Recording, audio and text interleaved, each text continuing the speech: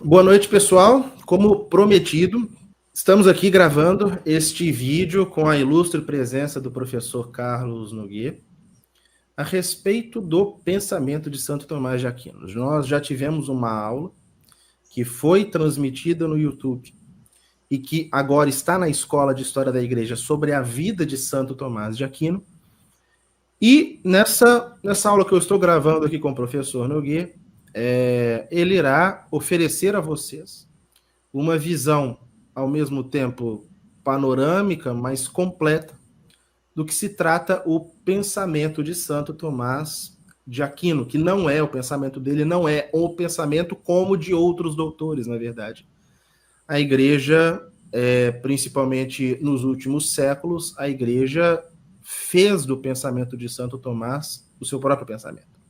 Então, é necessário conhecê-lo, mas eu julguei por bem chamar um especialista, alguém que há décadas, né, já se dedica tanto ao estudo quanto ao ensino do pensamento de Santo Tomás, que é o professor Carlos Nogueira. Boa noite, professor. Boa noite, como vamos? Muito obrigado por ter aceitado o convite. Eu gostaria que o senhor fizesse uma breve apresentação sua para os que não o conhecem e, em seguida, já pode iniciar o tema. Bom, como você mesmo disse, minha vida nas últimas décadas tem sido a divulgação do tomismo, né? Eu tenho vários livros publicados, salvo engano, são 11, né? E muitos cursos de 5 anos, de 3 anos, sempre em torno do tomismo, né? Claro que meus livros têm algo meu, né? Não são exatamente livros de divulgação, mas sempre baseados em Santo Tomás, se não na letra, pelo menos no espírito da doutrina de Santo Tomás. Eu sempre, além do mais, procuro atualizar o tomismo. Entenda-se isso, não é um adornamento vulgar, não é isso. Mas há áreas do conhecimento que são extremamente instáveis. Por exemplo, a cosmologia, né, as ciências naturais, dependem muito do progresso do instrumental com que se conte, né? Pois bem, na Idade Média, ou então na Antiguidade Clássica, não se tinha o instrumental que se tem hoje na área da física, da astronomia, etc. Então, obviamente, essas ciências subjetivas, que são ciências subordinadas, elas tendem a caducar, sempre a caducar. Veja-se que a doutrina física de ontem já não é a de hoje. De ontem, eu digo de um século atrás. Então, assim também com a cosmologia de Aristóteles e de Santo Tomás. Ela caducou, né? Então, é preciso, mantendo os mesmos princípios, absorver os dados que esse novo instrumental técnico permite hoje descobrir, para assimilá-los, dando-lhes, porém, a verdadeira explicação, a melhor explicação, né? Não adianta combater a ciência de hoje com princípios, né? Ou seja, você precisa assimilar aquilo que ela descobre, mostrando-lhe, no entanto, que a sua explicação é insuficiente. Assim como a mecânica de Newton, né, é de uma matemática perfeita, mas falta conceitos a essa matemática. Então, essa é um dos meus cavalos de batalha, né? Atualizar o tomismo nessas ciências subordinadas, tá certo? E, em especial, as ciências naturais. Então, é isso. Ou seja, estou à sua disposição. Eu penso em fazer, então, primeiro, uma exposição panorâmica, como você disse, do pensamento de Santo Tomás. Santo Tomás teve 2 fases, uma que se pode chamar júnior e a outra sênior, né? E depois, num segundo momento, tentar fazer uma síntese do pensamento dele com o mínimo meio necessário de expressões, né? Não é fácil, porque é uma doutrina altamente complexa, mas, por outro lado, não é impossível reduzi-la a poucos termos, porque ela é altamente coerente. Tá? E nessa primeira parte, se o senhor puder também tocar nas bases do pensamento dele, nas inspirações que ele recebeu, as principais influências, para chegar na síntese, né? A palavra está com o senhor, professor. Tá bom. Bom, Santo Tomás, antes de mais nada, é um prodígio. Ele, com 24 anos, 25 anos, já era um teólogo, tá certo? Platão dizia com razão que ninguém é filósofo antes dos 50. Né? E isso é assim para a maioria dos mortais, né? Não assim para Santo Tomás, que era um caso hiper particular. Né? Ele realmente, jovenzinho, ainda estudante, aluno de Santo Alberto Magno, impressionava esse mesmo e velho Alberto Magno por sua capacidade inaudita. Né? Era algo inaudito. Bem, ele, desde o início, descobriu algo que será o eixo de sua doutrina, desde o início. Eu vou deixar para falar desse eixo na segunda parte, mas ele, desde o início, teve perfeita ciência da inovação de sua doutrina. Sua doutrina era, ao mesmo tempo, conservadora e inovadora. Conservadora porque ele era grandemente reverente das autoridades passadas, tanto as autoridades religiosas, ou católicas, sobretudo Santo Agostinho, São João Damasceno, que são os maiores influenciadores seus, mas também da antiguidade clássica, em especial Aristóteles. Tá? Ele, desde o início, sabia da inovação. Apesar de ser extremamente reverente e assimilador das verdades descobertas no passado, ele tinha ciência da inovação de sua doutrina. No entanto, ele queria dar aula, né? Ele queria ser um mestre. Né? Imagine-se numa época em que a Igreja tinha acabado de condenar o aristotelismo, tá? Se ele entra tentando dar aula na universidade com uma inovação, com algo inaudito para aqueles ouvidos e, em especial, para a vigilância eclesiástica, tá certo? Então, o que ele faz? Claro que não podemos saber ao certo em que grau ele tinha consciência disso que eu vou dizer, mas ele veste sua nova doutrina, sua inovação doutrinal, com uma roupagem terminológica acostumada no meio escolástico. Tá certo? Então, seu primeiro livro, que é O Doente da Essência, né, ele mostra claramente que tem ali influência de Avicena, que era alguém que influenciava muito a escolástica, incluindo seu mestre, Santo Alberto Magno.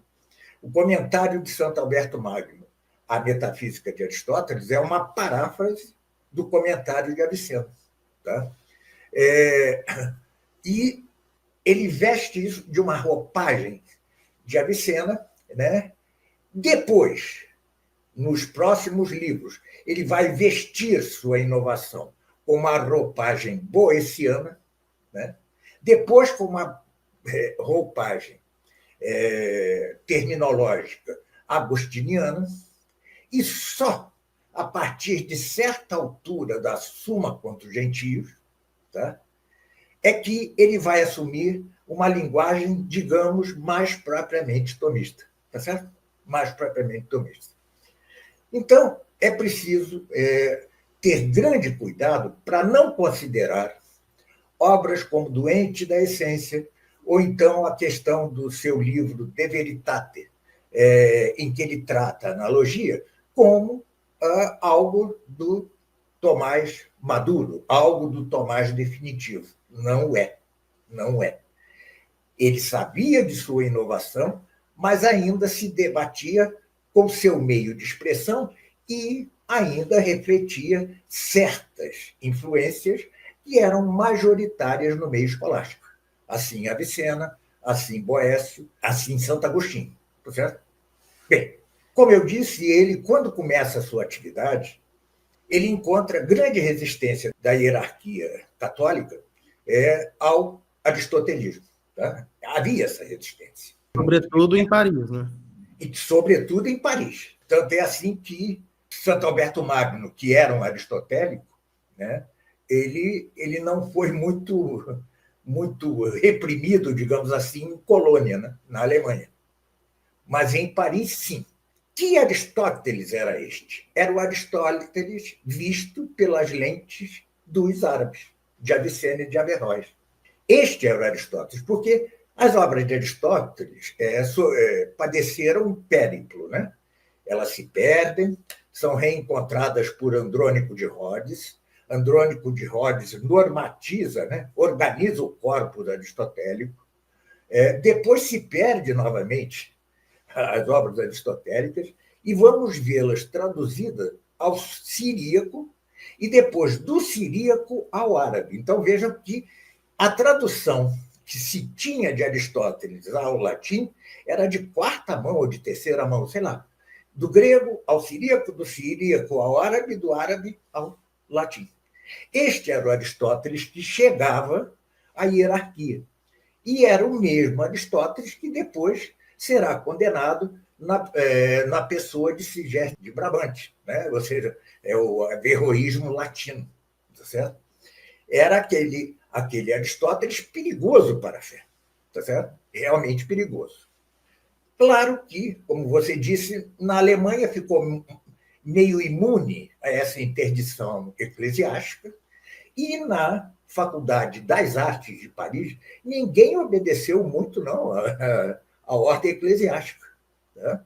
Continuava-se a estudar Aristóteles, e Santo Tomás, com seu olho de lince, percebeu que um dos problemas do Aristóteles de então era o fato de que não era o Aristóteles de verdade. Tá certo? Então ele convence ao Papa, não me lembro qual era o Papa. Creio ser Gregório IX. Gregório IX, isso, acho que sim.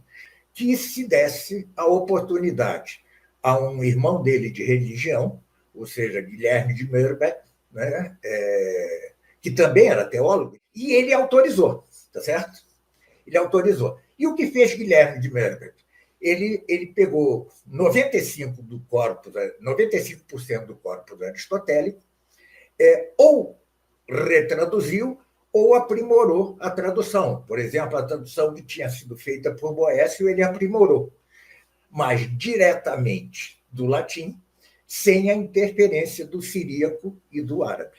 Tá certo? Sempre que me vejo essa história das obras aristotélicas, me lembro um conto daquele escritor argentino, Jorge Luiz Borges, que imagina o Quixote sendo traduzido para o francês, do francês para o alemão, do alemão para o russo, não sei o quê. Quando volta ao espanhol, é outro livro. Né? E era mais ou menos isso o que acontecia mesmo. Então, ele, com a nova tradução de Aristóteles, realmente implodiu uma série de coisas dentro do ensino da Igreja. Primeiro, implode o antigo sistema das 7 artes. Tá certo? Houve uma implosão. O trívio e o quadrívio mostraram-se demasiado estreitos diante da amplitude, da amplidão do corpus aristotélico. E ainda em vida de Santo Tomás, já a Faculdade de Paris, que era a que ensinava as 7 artes liberais, né, já ela muda, tá certo? Vai começar a ensinar metafísica, etc, etc. Então, a primeira coisa é esta. O trivium e o quadrivium, ele só foi, de algum modo, aceitável, no máximo até o começo do século XIII. Sim, depois ele caducou. De onde vem o trivium e o quadrivium? Vem da Didascalium de Alexandria, né?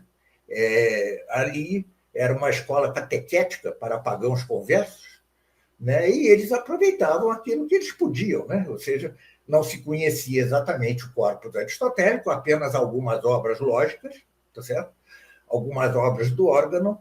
As 7 artes liberais se erguiam sob uma base muito instável, né? Ou seja, não era uma doutrina exatamente a que fundava. Tanto é assim que a terceira disciplina do trivium, em alguns lados era dialética, em outros lados era lógica.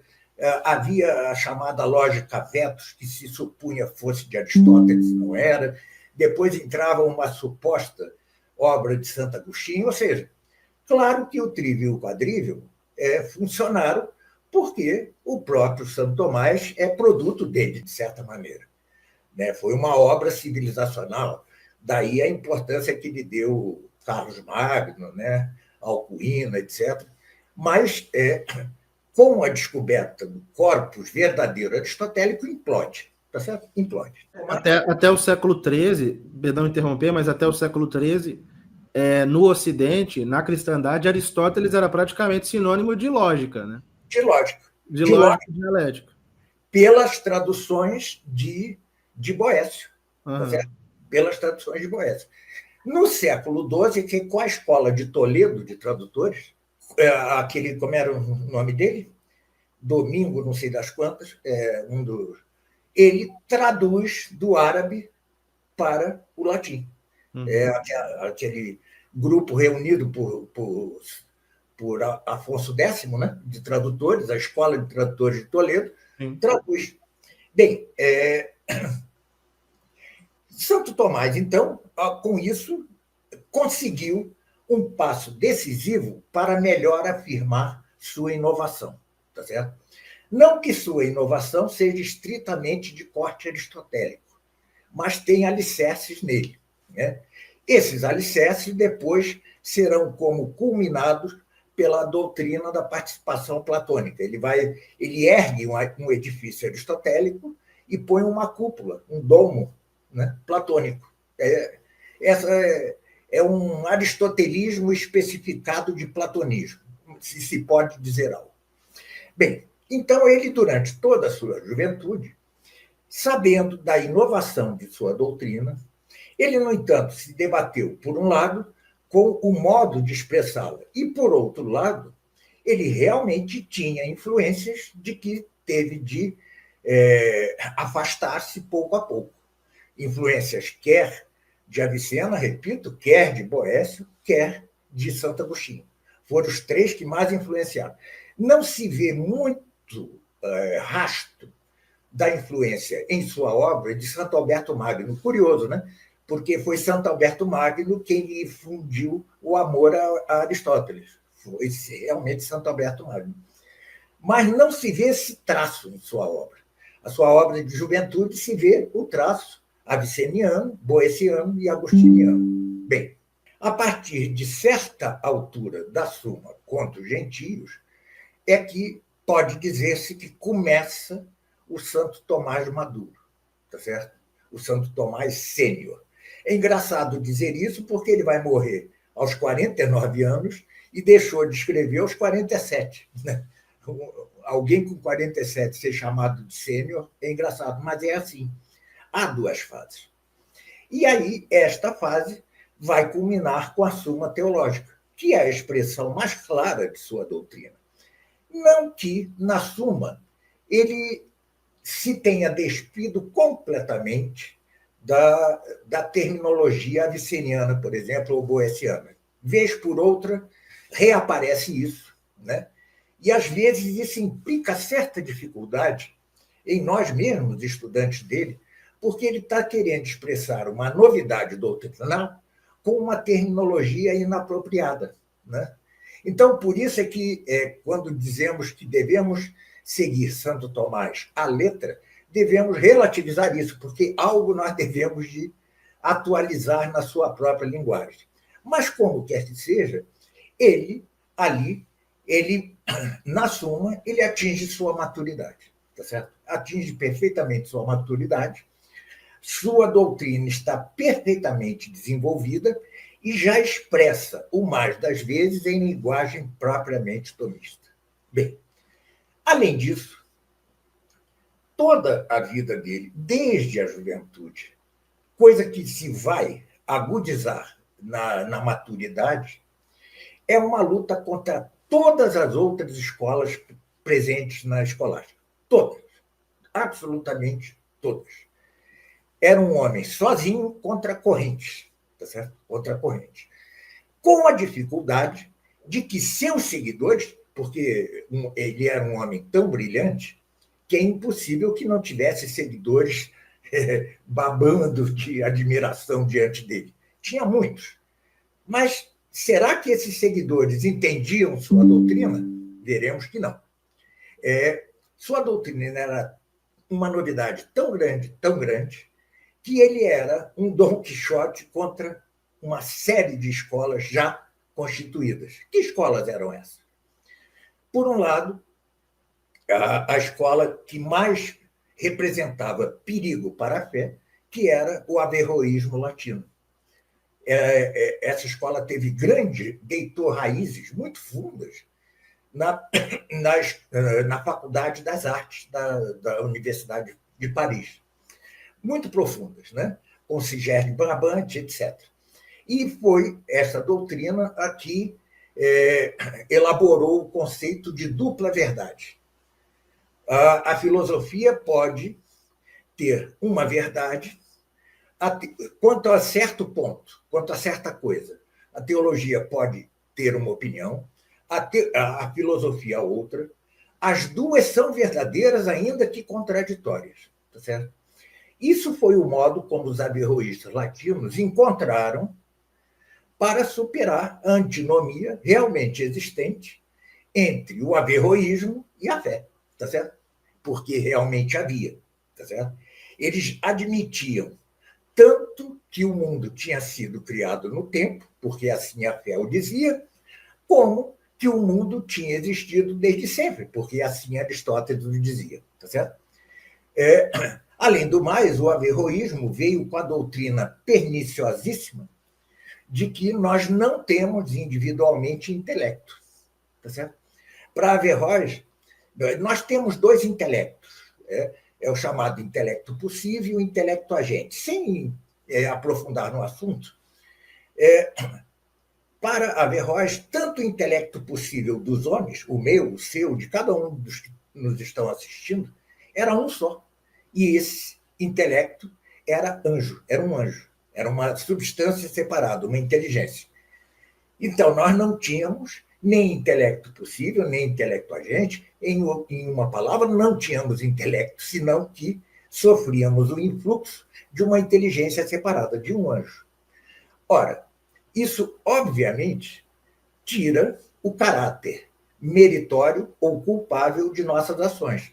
Razão porque rui todo o edifício da salvação, todo o edifício teológico da salvação, etc. Rui, acaba. Então, Santo Tomás escreveu um livro diretamente contra Sigerd Brabant, chamado A Unidade do Intelecto contra os Averroístas. Né? É neste livro, ao final deste livro, que ele, tão pacífico, né? Pela primeira vez se altera e diz assim: ei, você que fica discutindo aí essas coisas difíceis com jovenzinhos nos corredores da faculdade, venha discutir comigo. Ele chama o Sigerd Brabant para a briga. Sigerd Brabant acabará condenado pela igreja. Bem, então esse foi seu adversário mais perigoso para a fé. Mas engana-se se alguém crer que este foi seu único adversário. Não foi. Né? Por um lado, havia o agostinismo.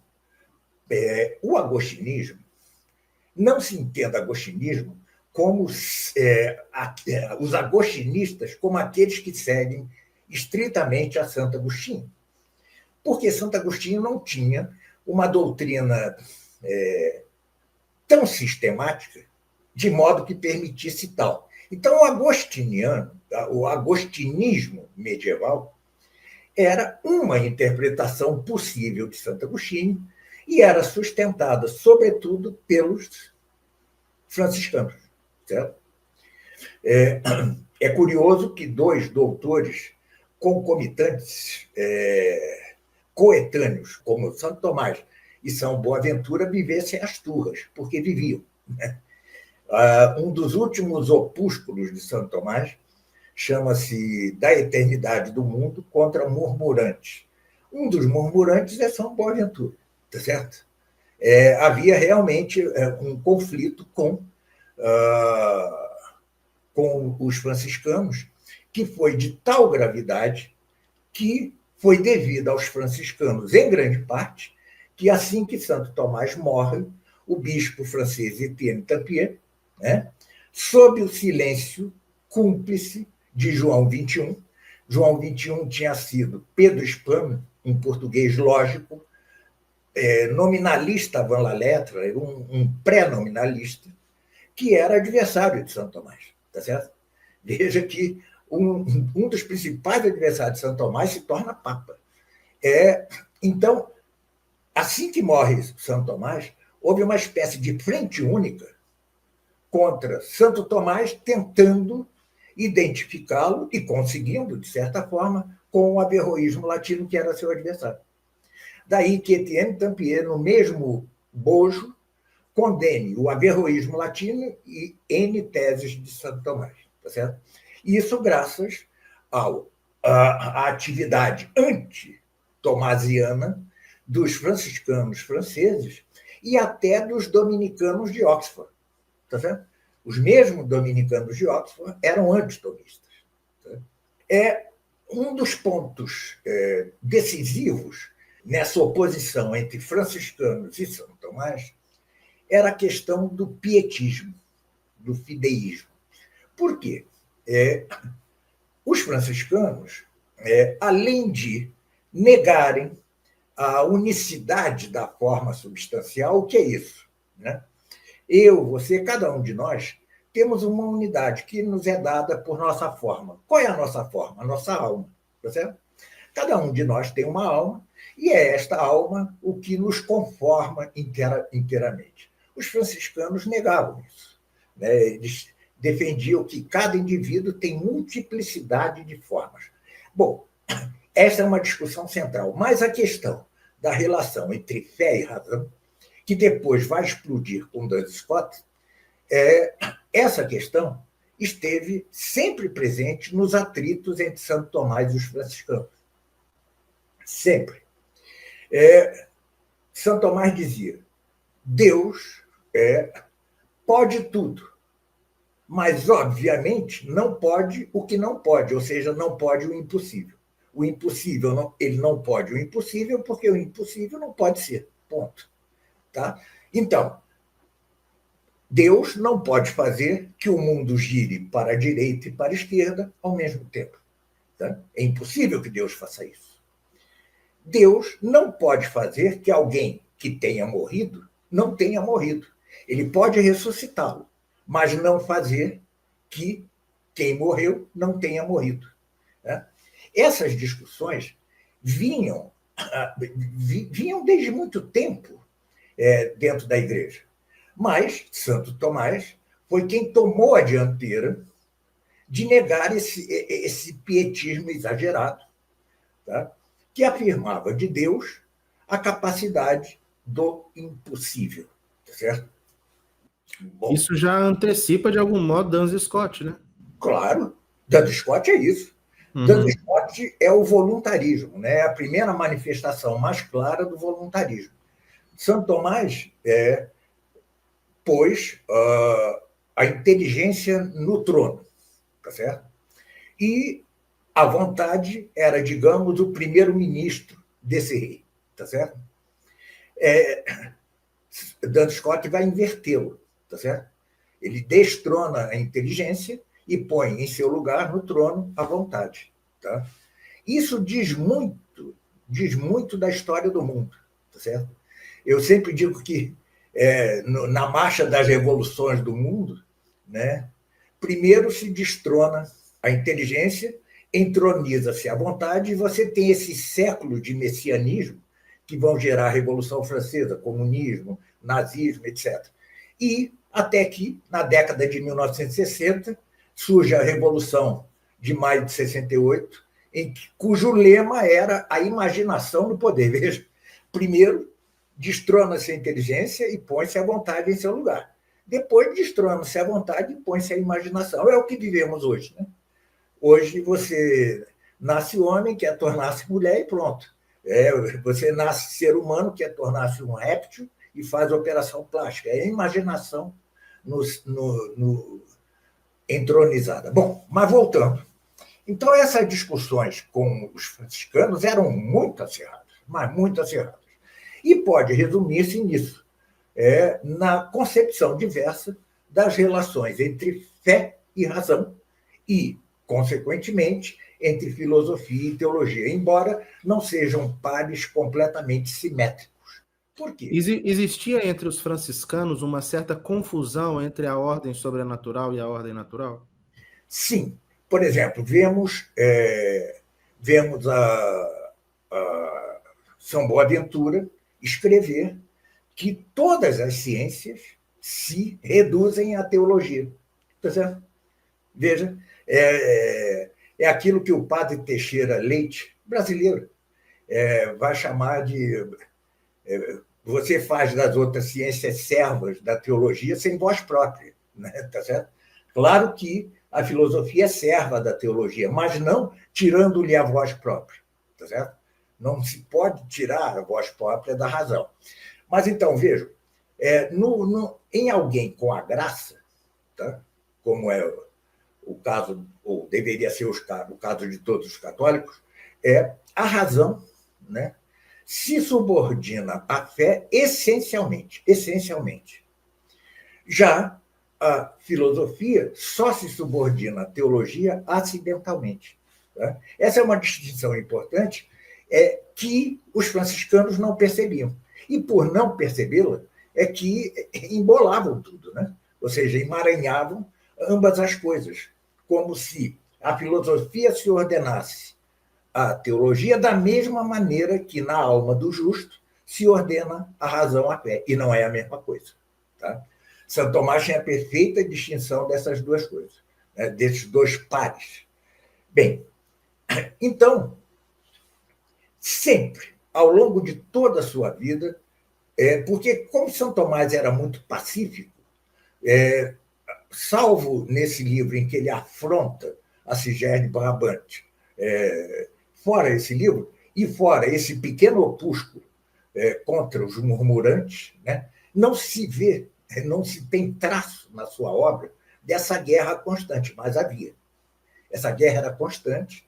O clima nas universidades do século XIII não é o que hoje se imagina, um idílio, não, era altamente turbulento.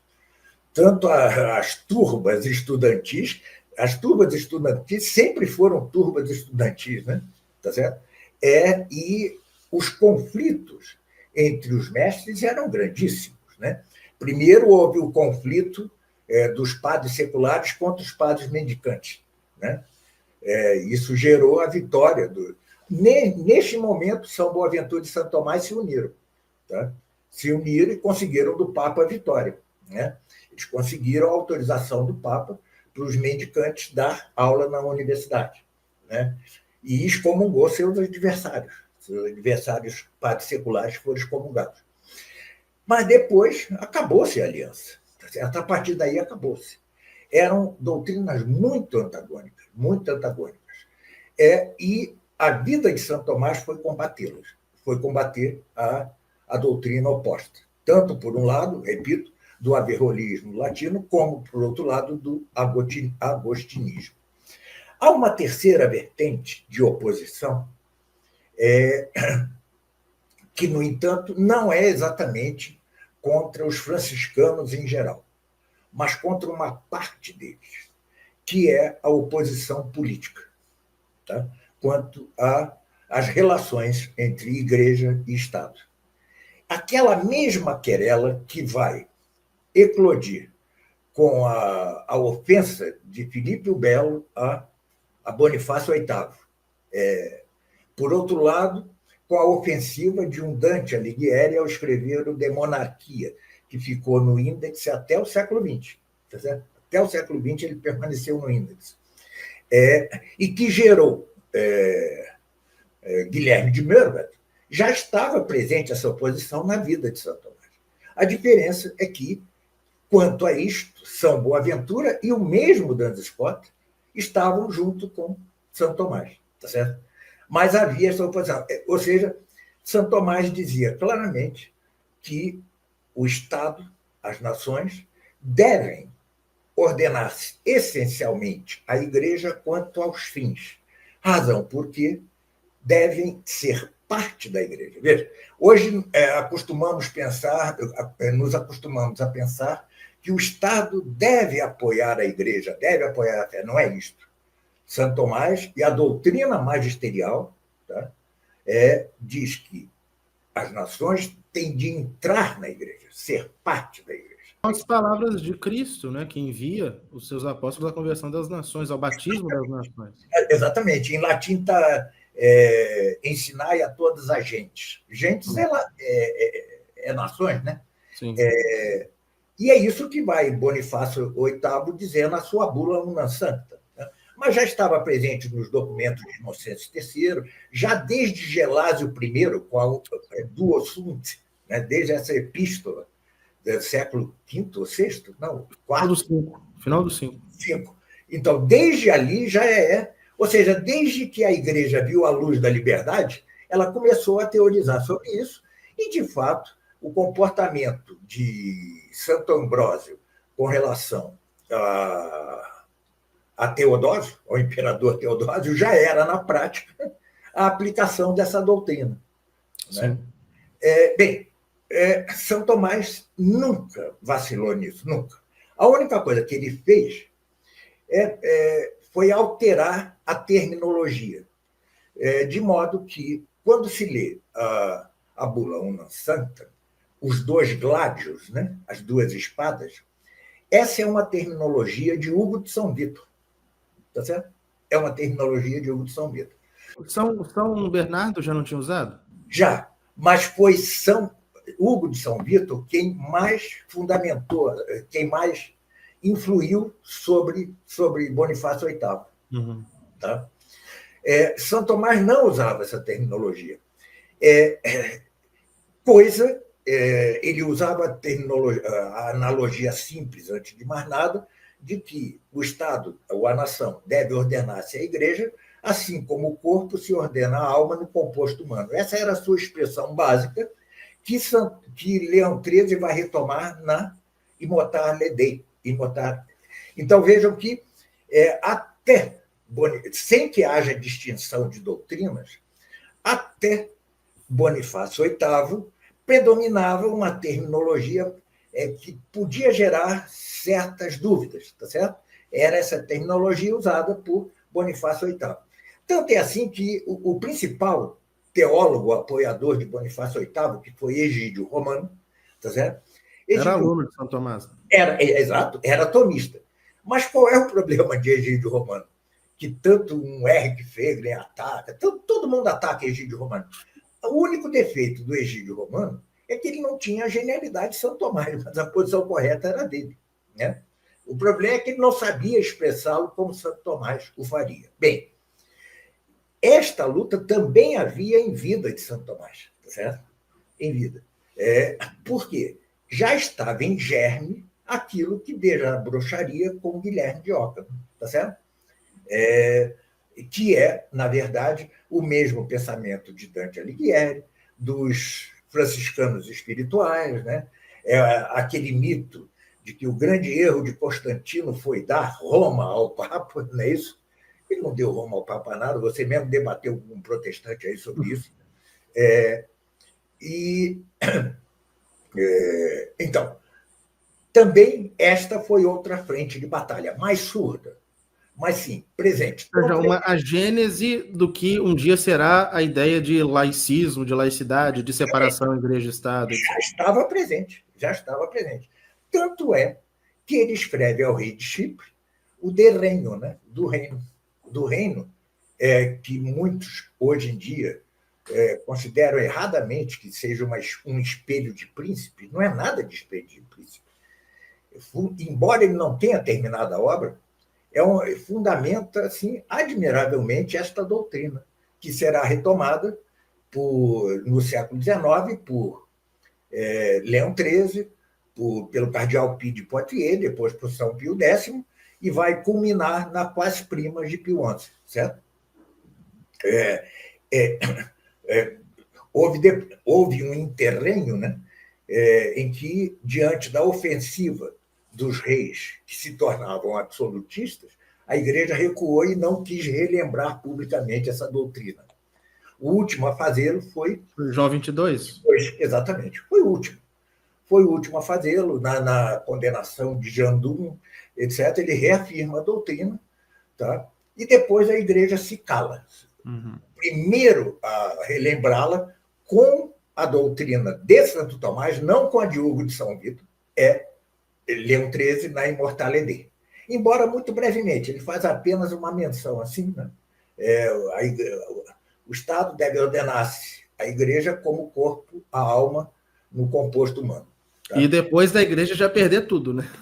Exatamente. Eu sempre digo que o curioso é que a quas primas de Pio XI, que é a carta magna da cristandade, se dá quando já não há nem resto de cristandade. Uhum. Quando a Igreja já é uma cidadela sitiada, né? Tá certo? Uhum. Por tudo que é lado. Comunismo, liberalismo, nazismo, completamente sitiada, fascismo, e, no entanto, é ali que Pio XI é um último suspiro, né, da cristandade. Uhum. Mas isto também houve esta luta em vida de Santo Tomás. Menos notável porque os franciscanos, neste caso principais, como São Boaventura, estavam do lado de Santo Tomás quanto a isto. Tá certo?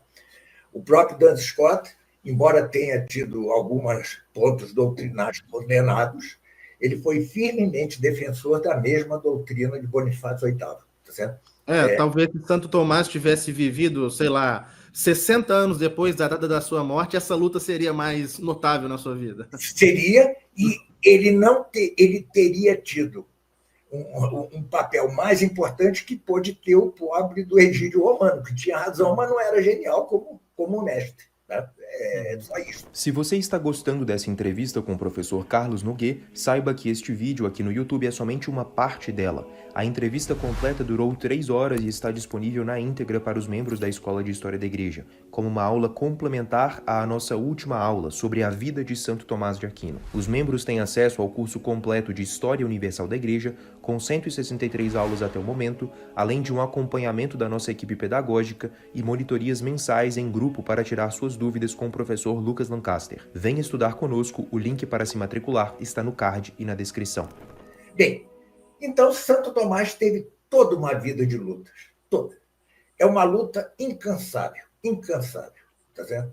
Ele não lutou exatamente contra heresias, mas contra germes de heresias. Essas mesmos germes que depois se transformariam no mundo moderno.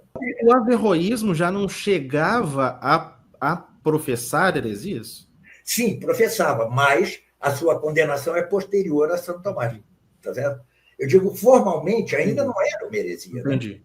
Né? Tanto que ele, em seu livro do intelecto, A Unidade do Intelecto contra os Averroístas, ele não a chama heresia ainda, porque ainda não é. Né? Ele apenas anota o perigo para a fé daquilo. Depois a Igreja vai dar-lhe razão e vai condenar. Mas, infelizmente, vai condenar o mesmo Santo Tomás no bojo da condenação do averroísmo latino. Então, vejam que Santo Tomás teve uma vida de lutas e essa luta continuou depois de sua morte, porque assim que ele morre, condenam sua doutrina. Se me permite, eu vou fazer uma breve exposição do desenvolvimento do tomismo. Sim, depois da morte de Santo Tomás.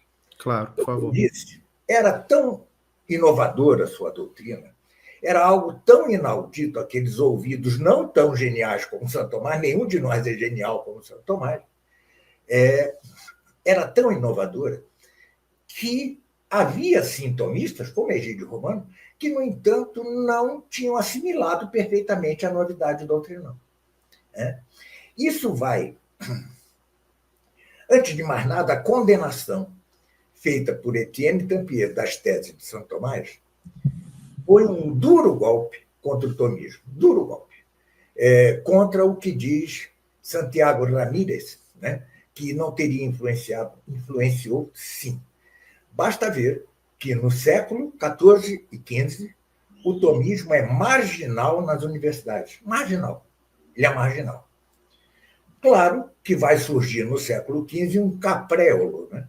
Que é uma sumidade, e depois, no século XVI, vamos ter o cardeal Caetano e outras sumidades. Mas nenhum deles, absolutamente nenhum deles, apreendeu isto que eu vou falar na segunda parte dessa exposição, que é o eixo da doutrina de Santo Tomás. Nenhum deles. O famoso Domingo Banhes, que foi o campeão da defesa da doutrina da predestinação tomista contra a doutrina molinista da predestinação, né? Foi o paladino, ele negava expressamente o centro da novidade. Eu já antecipo, é a distinção real entre essência e ser. Domingo Banhes, em um de seus livros, diz que é uma distinção de razão, né? Nas 24 teses tomistas aprovadas no século XX, vai se reafirmar este princípio, né?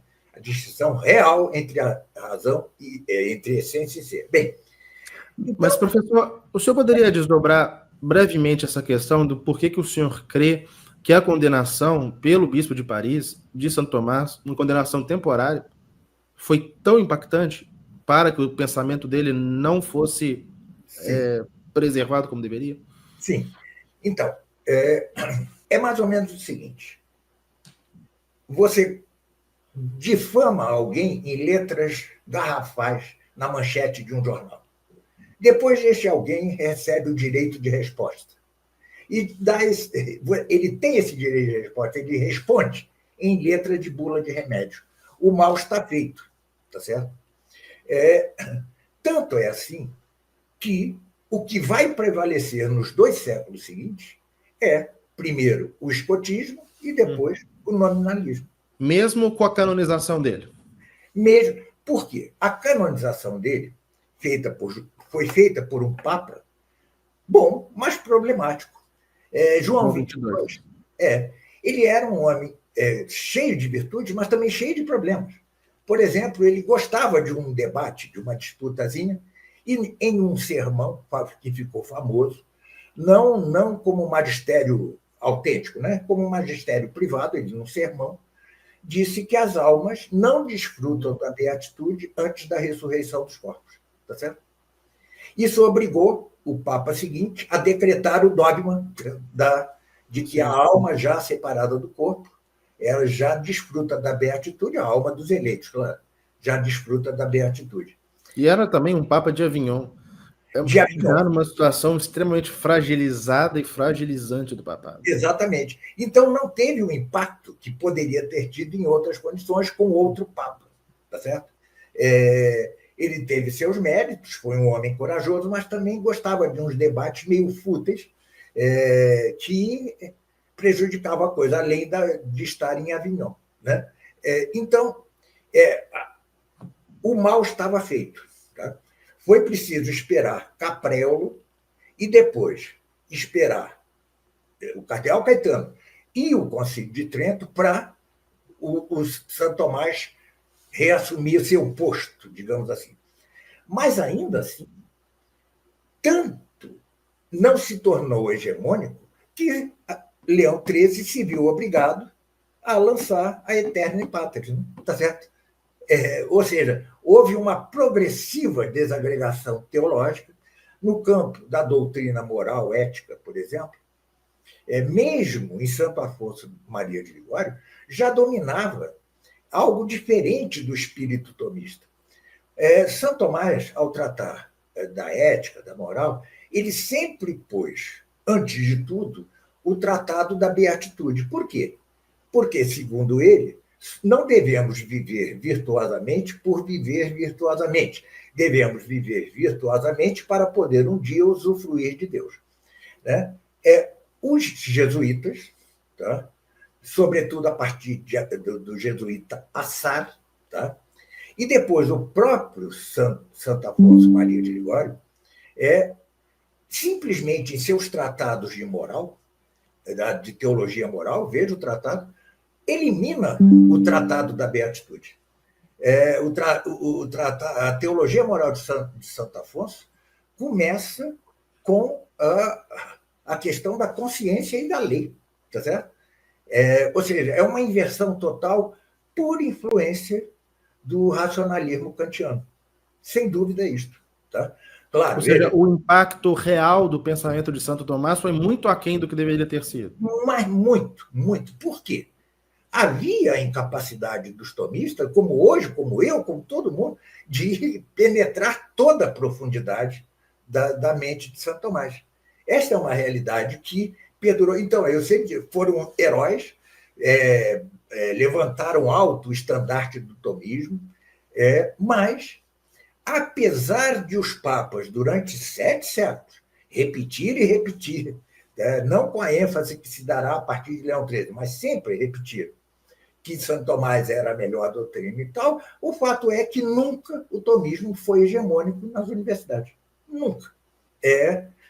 Isso gerou a necessidade que viu Leão XIII, e mesmo na década de 1930, se pega o livro daquele Manser, OP, que é A Essência do Tomismo, é um livro que é famoso, A Essência do Tomismo, e se vir, isso foi a tese de doutorado dele, e se vê a apresentação, ele quase pede desculpas por ser tomista. Tá certo? Isso na década de 1930. É isso que eu ia perguntar, professor, porque tudo bem, tem a questão da dificuldade dos próprios tomistas, ok, mas considerando o espírito que, de algum modo, começou a penetrar no ambiente católico do século XIV para cá, o tomismo, ele não era um pouco visto por esse espírito justamente como inaceitável?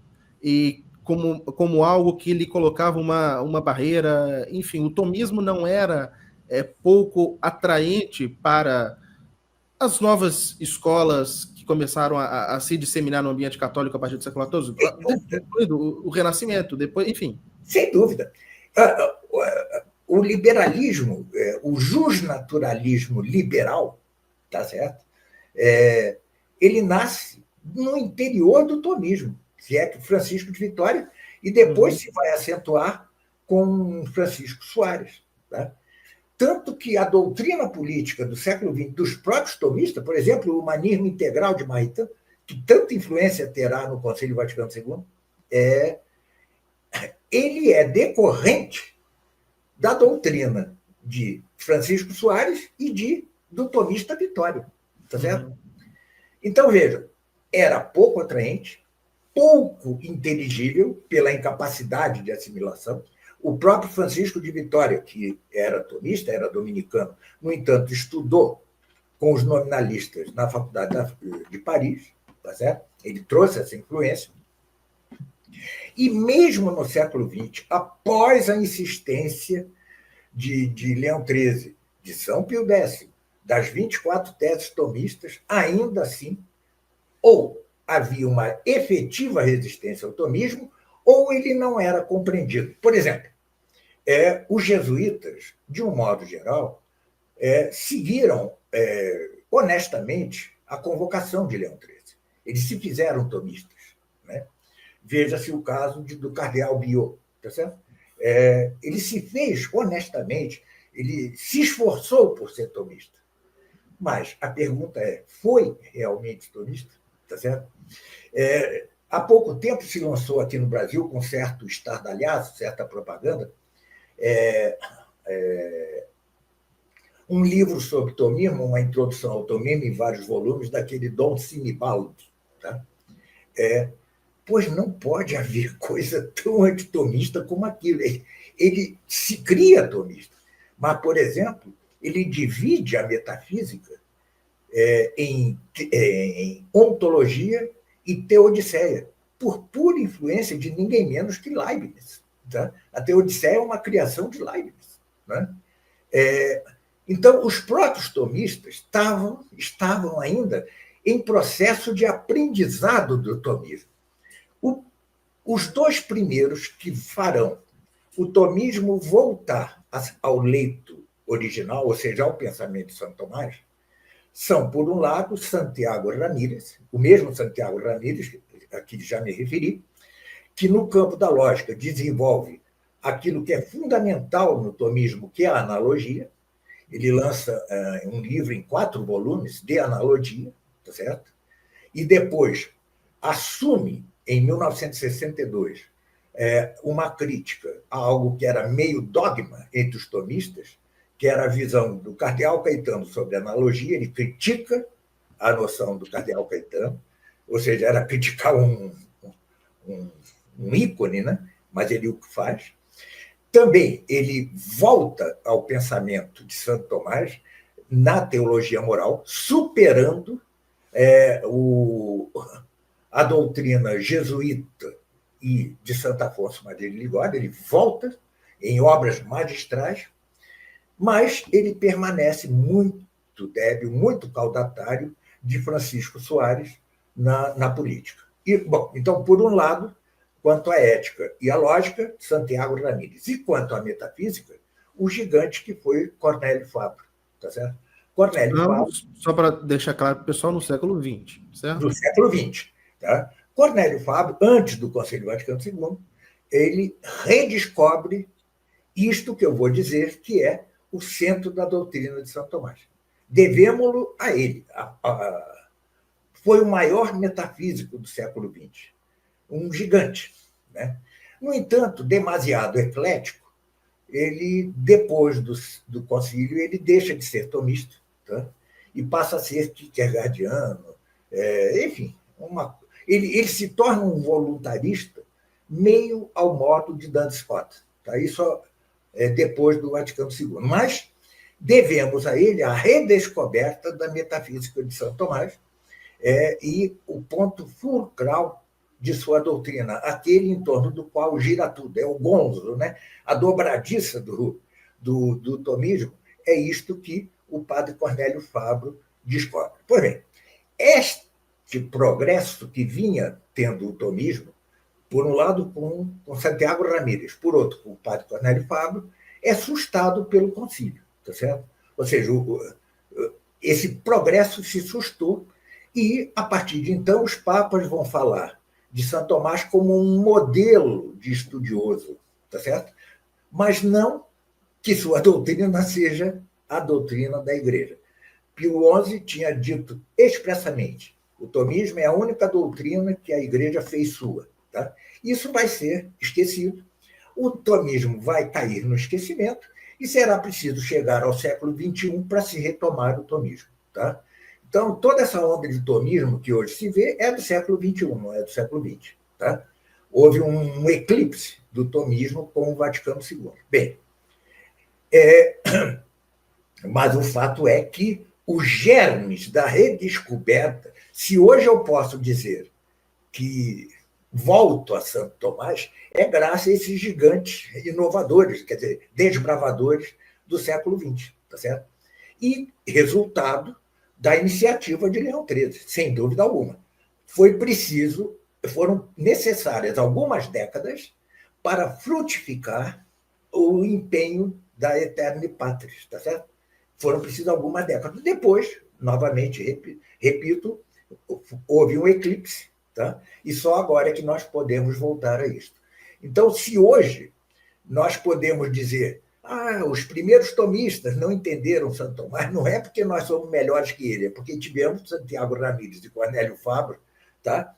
Como desbravadores que nos deram a pista para voltar ao pensamento prístino original de Santo Tomás. Tá certo? Então, vejam que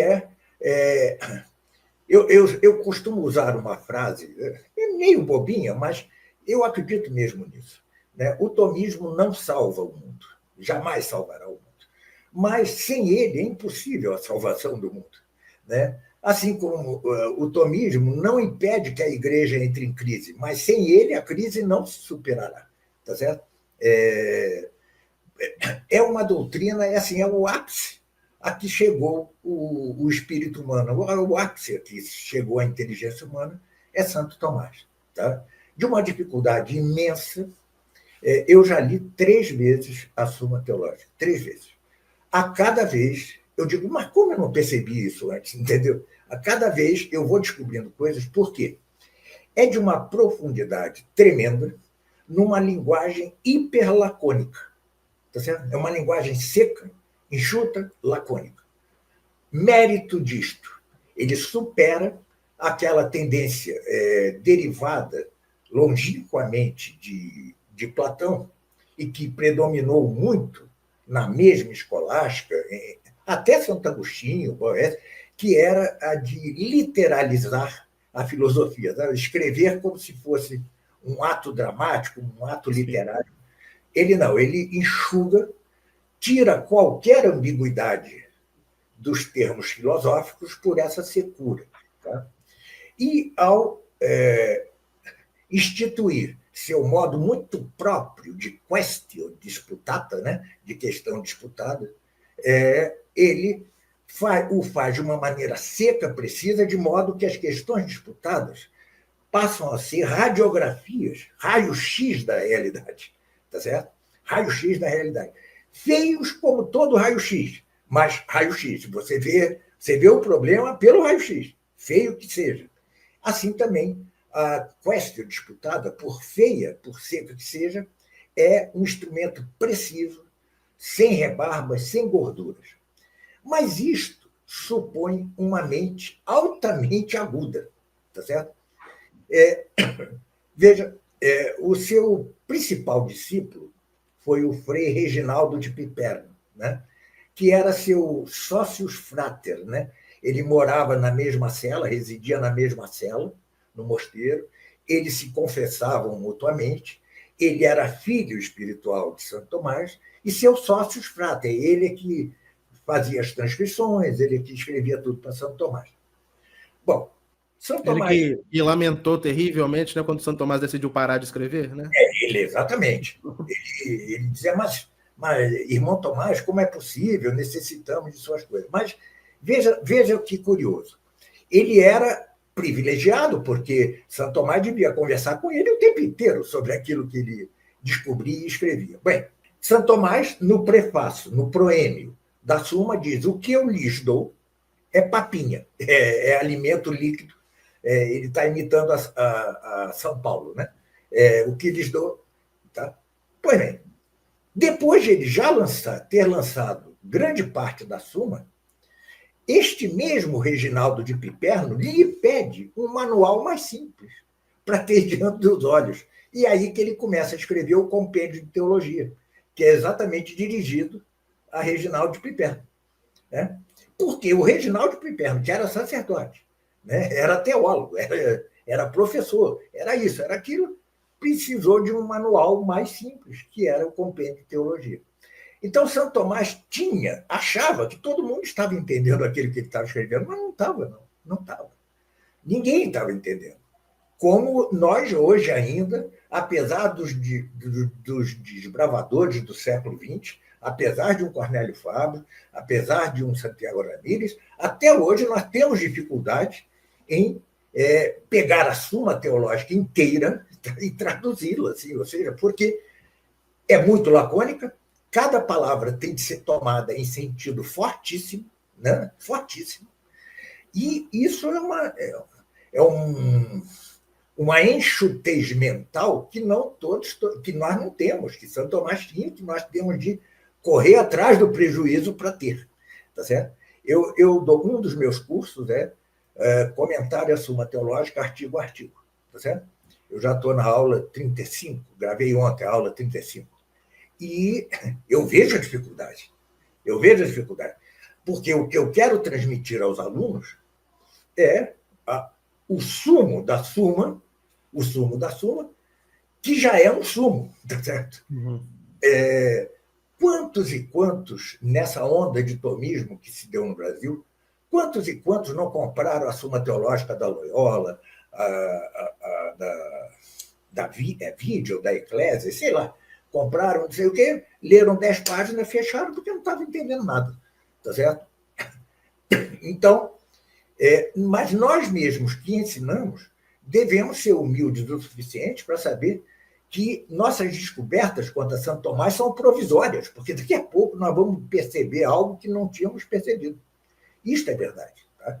Mas, sem dúvida alguma, não radicalizemos a coisa ao ponto de não dizer que o tomismo não evoluiu. Evoluiu. Tá? Evoluiu graças a esses desbravadores do século XX. Eu sou eternamente agradecido ao padre Cornélio Fábio, apesar de ele depois ter desandado, tá certo? Ele foi precioso para o tomismo, né? Porque ele redescobriu o centro do tomismo e conseguiu apontar com o dedo clínico aquilo que ele chamou as inflexões do tomismo ao longo de 6 séculos. Tá?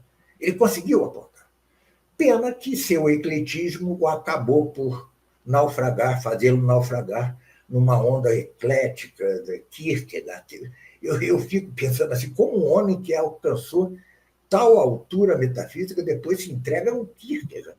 Eu não vejo muita graça em Kierkegaard, mas tá bom. Para mim, aquele culto do sofrimento de Kierkegaard, que era a mesma coisa do lado católico no Léon Blois, né? Um culto ao sofrimento, que era mais ou menos a mesma coisa que os velhos cristãos da Rússia, né? Tá? Cair do tomismo no existencialismo é pesado. É pesado, né? Como é que isso pode acontecer, né? É mais ou menos um mistério, mas de fato o tomismo progrediu.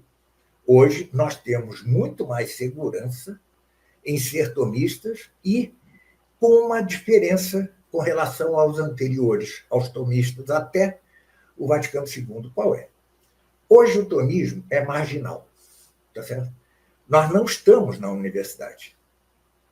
Quando você está numa universidade, como estiveram o Cardeal Caetano, o Capré, todos eles, no século XX também, em que a maioria não é tomista, ou claramente ou sutilmente, você acaba por ceder terreno, assim como um país invadido por outro mais forte, cede uma parte de seu território para conseguir a paz, tá certo? Um tomista do século XVI na universidade tinha que ceder aos escotistas e aos ocamistas. Claro.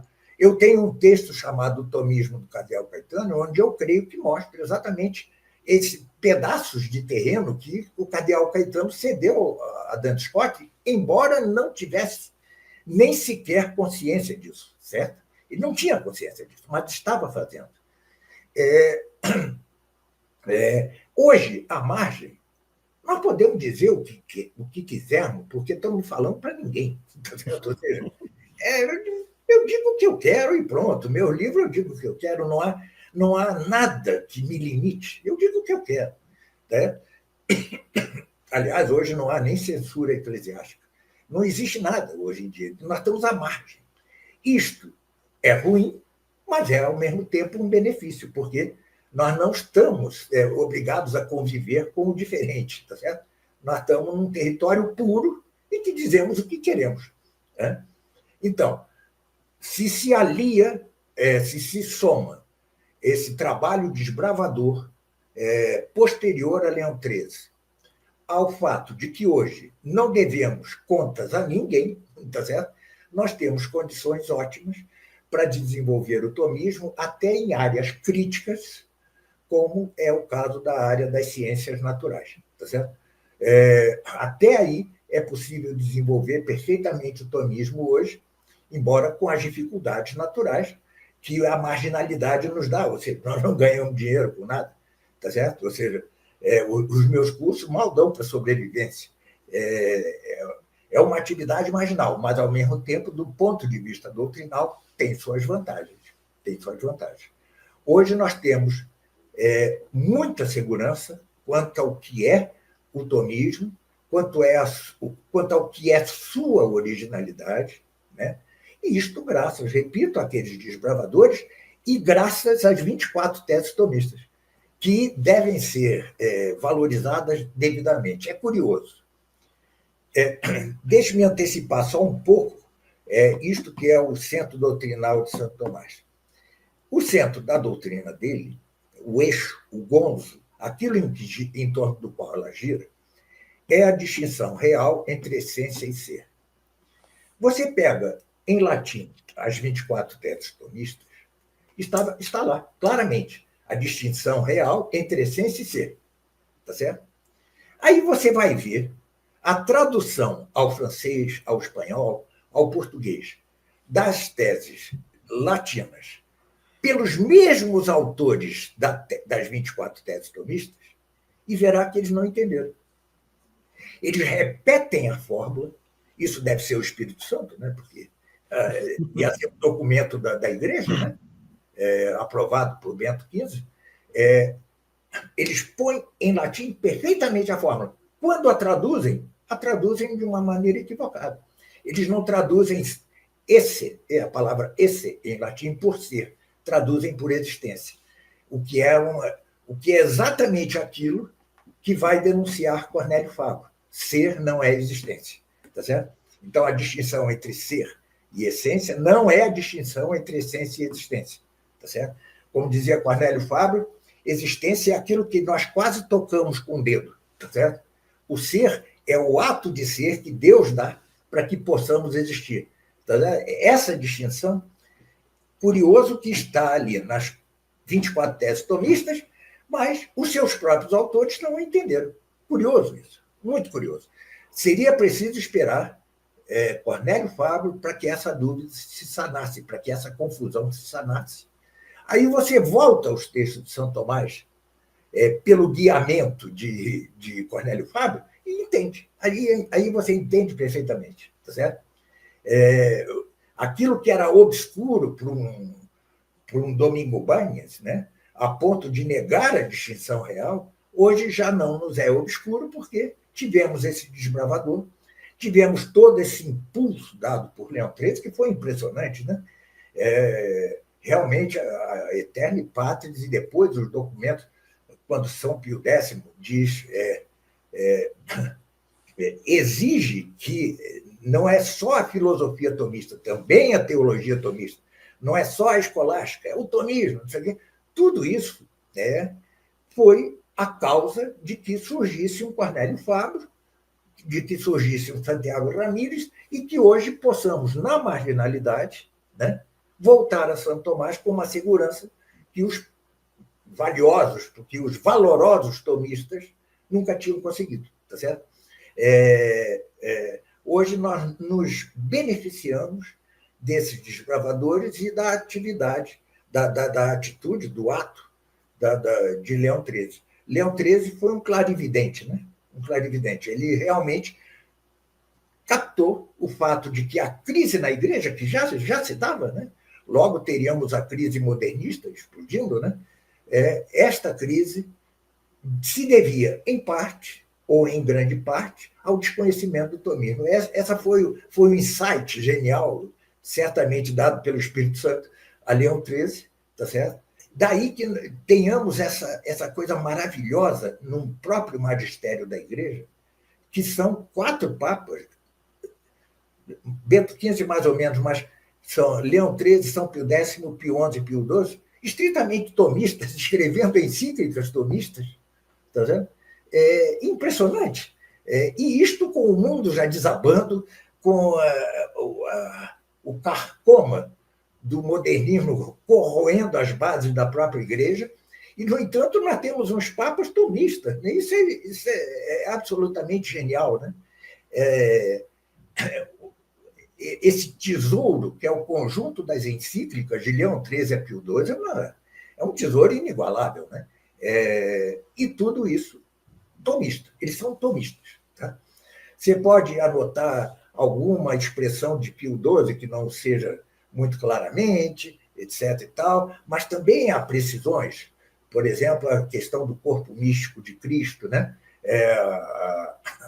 A encíclica de Pio XII acaba por aprimorar a própria doutrina de Santo Tomás. Né? Ou seja, foi um período de tal efervescência que gerou esses gigantes que foram Santiago Ramírez e Cornélio Fábio. São gigantes. Né? Depois, o eclipse e agora o renascimento. Mas um renascimento que não tem influência no mundo, tem influência numa bolha. Tá certo? Nós somos uma bolha, não é mais que isso. Uma bolha frágil, né? Pode romper-se a qualquer momento, por qualquer coisa. E exatamente como não temos influência direta na vida, né? É instável. Né? Nós temos alunos que seguem o curso, aí depois param, depois vem outros e tal, alta rotatividade, né? Mas saem algumas promessas realmente. Né? Eu tenho alunos e eu digo, nossa, vão me superar, tá certo? Rapidamente vão me superar. Às vezes, homens com 30 anos, como você, um jovem, que, na prática, acabam contrariando essa norma de Platão, de que ninguém é filósofo antes dos 50. Assim, jovem desabrochando, existe. Agora, isto redundará na reforma do mundo ou da igreja? Isso eu não sei. Mas provavelmente não, é marginal. Mas, ao mesmo tempo, o tomismo nos dá a paz na verdade, realmente nos dá a paz na verdade. É uma tranquilidade num mundo tão ruim como o nosso, tão feio, com uma religião tão atacada por 1000 lados, inclusive de dentro, como ele nos dá uma paz, tá certo? Ninguém vai concordar com o que você está dizendo, mas dá uma paz. Nós temos uma paz. Quantos jovens vêm a mim assim, realmente sem paz? Eles estão sem paz, tá certo? Porque eles têm a fé, mas é uma fé atacada por tantos lados, tá certo? Tantos lados. E o tomismo, ele dá essa paz, uma paz na ordem. É algo que se vê na própria vida de Santo Tomás, né? Sim. Aquele ser pacífico que era Santo Tomás era, em grande parte, resultante da sua própria doutrina, né? Há uma paz no tomismo. Se você faz com que sua mente se torne tomista, é o que o padre Caldeirão chama a forma mentis, né? Se a forma da sua mente se torna tomista, você adquire a paz. Impressionante. E o efeito disso sobre as turbulências da fé. A fé ela é turbulenta, porque ela é atacada não só pelo mundo, mas é atacada pelo demônio, é atacada por suas próprias fraquezas, né? Ou seja, você vacila um pouco na fé por isso, por aquilo outro, pelo pecado, não sei o quê. E o tomismo ajuda muito em tirar toda e qualquer turbulência da fé. Aliás, há um caso norte-americano muito impressionante de um esquizofrênico que começou a estudar o tomismo e hoje ele se automedica. Ele continua esquizofrênico, mas conseguiu uma estabilidade, né? Nunca mais foi internado, nunca mais foi nada por causa do tomismo. Quem conta isso é o Echavarria, aquele psicólogo tomista. Ele me contou pessoalmente isso. Eu fiquei muito impressionado com isso, né? Ou seja, é capaz até de controlar uma mente tão enferma como a de um esquizofrênico, né? Ele dá essa paz. Agora, é preciso, os jovens hoje em dia têm pressa, tá? Os jovens têm pressa. Eu mesmo padeci isso, porque eu sou um converso tardio e acreditei que autodidaticamente eu chegaria lá. E levo engano. Enquanto eu não descobri os livros do Padre Caldeirão, meu tomismo era um horror, tá certo? Depois é que eu fui me disciplinando a mente. Mas o jovem quer entrar num curso de Tomás e já sair escrevendo livro, não sei o que e tal. Não é assim. São 20 anos de estudo, sabe? 20 anos para que nós tenhamos capacidade para escrever alguma coisa, para penetrar num universo intelectual, conceptual, tão complexo como o de São Tomás. É muito tempo, requer muito tempo. Contra os jovens de hoje, eu tive uma coisa que, mesmo quando eu não era católico, porque eu não era católico, né? E o que eu li era só porcaria, tá certo? Eu fui especialista em Jean Piaget, em Marx, no que você quiser, mas eu tinha o hábito do estudo, tá certo? Eu tinha o hábito do estudo. Por quê? Porque eu estudei num colégio interno, tá certo? Semi-interno, era estudo intenso. Eu já saí do que seria hoje o segundo grau, eu já saí falando 3 línguas. Tá? O latim, por exemplo, eu com 18 anos dominava o latim. Então, eu ainda tive um background, né, que hoje os jovens não têm.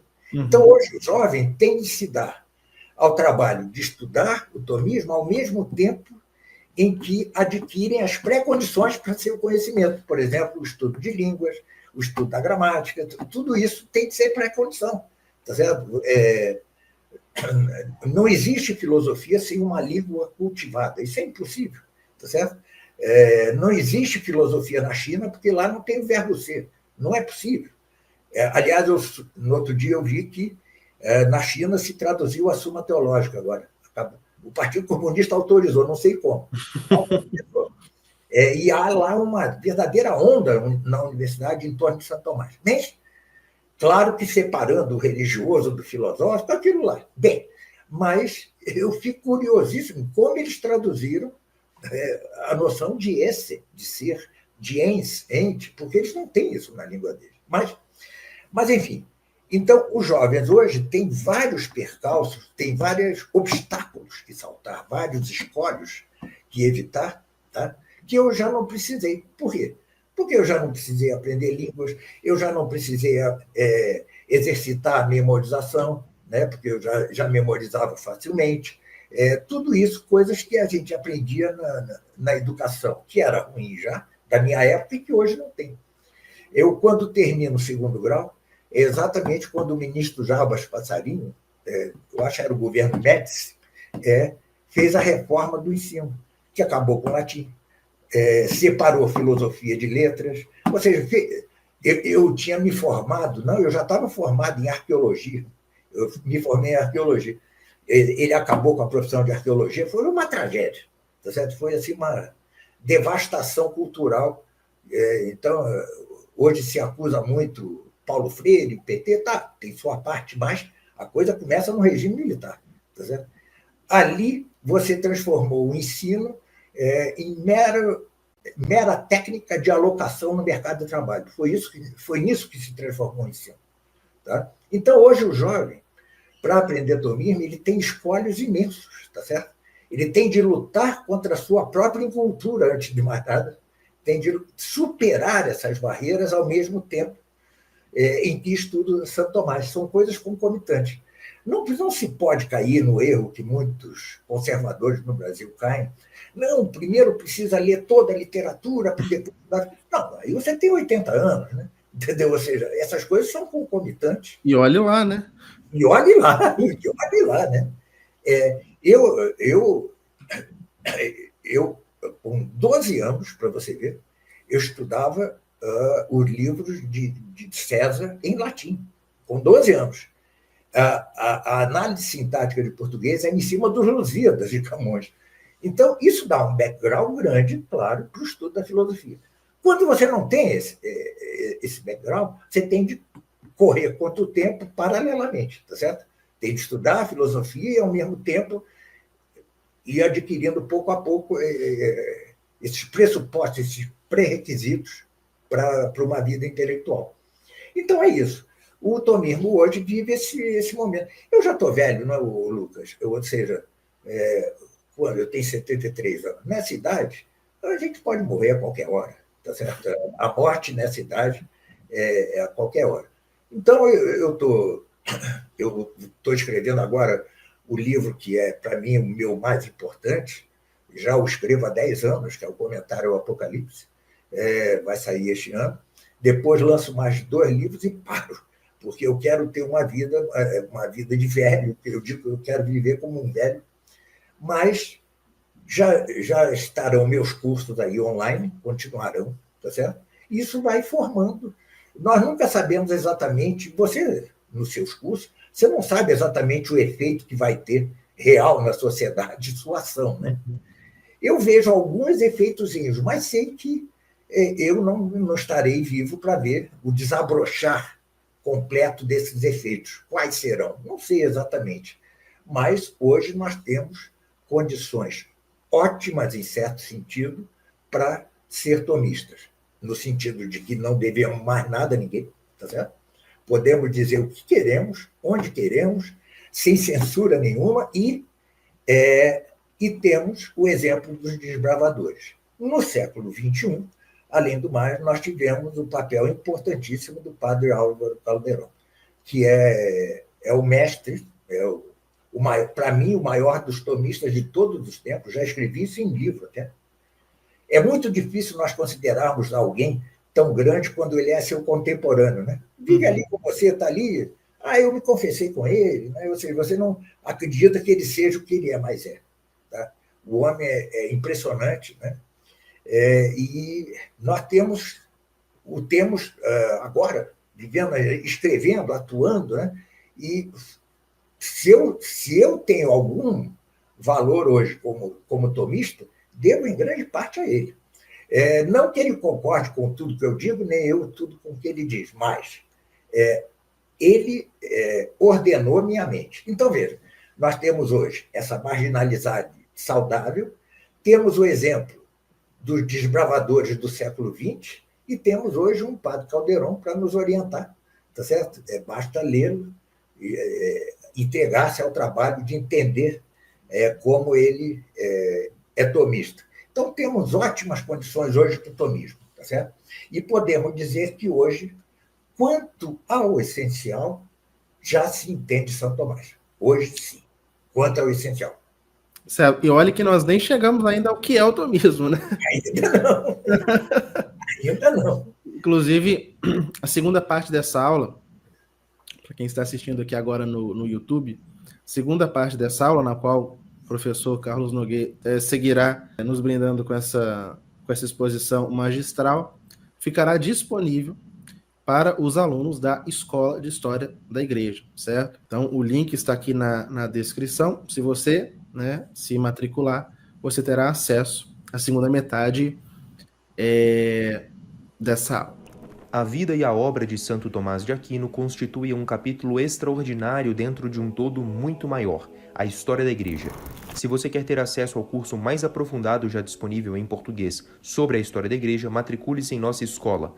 Você terá acesso à entrevista completa com o professor Carlos Noguet e mais de 160 aulas disponíveis até o momento. Clique no link aqui na tela final ou na descrição e venha estudar conosco. Esperamos você!